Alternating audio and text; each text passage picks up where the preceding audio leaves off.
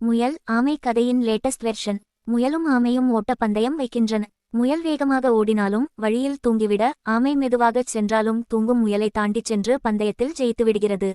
நீதி: தலைக்கணம் கூடாது. வேகத்தை விட நிதானம் முக்கியம் ஜெயிக்க.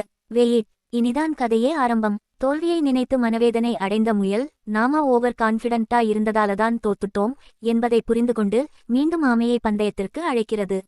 ஆமையும் ஒப்புக்கொள்ள பந்தயம் ஆரம்பிக்கிறது. முயல் இடையில் எங்கேயும் தூங்காமல் ஓடிச் சென்று ஜெயிக்கிறது. நீதி 2: நிதானம் முக்கியம்தான், ஆனால் வேகம் அதை விட சிறப்பானது. கதை முடிந்துவிட்டது என்று நினைத்தால் அதுதான் இல்லை. காலங்காலமாக ஜெயித்து வந்த ஆமையால் இந்த தோல்வியை தாங்கிக் கொள்ள முடியவில்லை. இம்முறை அது முயலை பந்தயத்துக்கு அழைக்கிறது. இங்குதான் ஒரு ட்விஸ்ட். பந்தயம் வழக்கமான பாதையில் இல்லை என்று ஆமை சொல்ல, முயலும் அந்த ஒப்பந்தத்தில் கையெழுத்திடுகிறது. 1, 2, 3 முயல் இடையில் எங்கேயும் இளைப்பாராமல் ஓட, ஆமை மெதுவாகச் சென்றது. முயல் ஒரு இடத்தில் சடன் பிரேக் போட்டார் போல நிற்கிறது. பார்த்தால் அங்கே ஒரு ஆறு. அதை கடந்தால் தான் பந்தய இலக்கை அடைய முடியும். ஆற அமர வந்து சேர்ந்த ஆமை அசால்ட்டாக ஆற்றை நீந்தி கோட்டை தொட்டு பந்தயத்தில் ஜெயிக்கிறது. நீதி 3: நாம் போட்டியிடும் போது எதிரியின் பலம் அறிந்து ஆடுகளத்தை நம் பலத்துக்கு சாதகமாக மாற்றிக்கொள்ள வேண்டும். இன்னும் கதை முடியவில்லை மக்களே. ஒரு வழியாக ஆமையும் முயலும் நண்பர்கள் ஆகி, இருவரும் சேர்ந்து பேசி ஒரு பந்தயம் வைக்க முடிவு செய்கிறார்கள். ஆமை ட்விஸ்ட் வைத்த அதே பாதையில்தான் இம்முறையும் பந்தயம். முயல் வேகமாக ஓட, ஆமை மெதுவாக நகர்கிறது.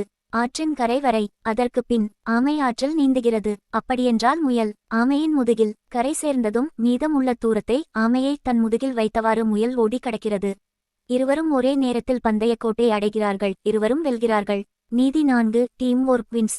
டீம் அடிக்கோடு ஒர்க். கணிதத்தில் 1+1 = 2.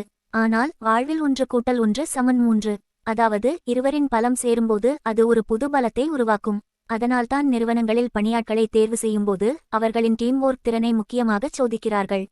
அலுவலக வேலைகளுக்கு மட்டும் இல்லை, வீடுகளிலும் டீம்லிம் இருந்தால்தான் ஒரு குடும்பம் சிறப்பாகச் செயல்படும்.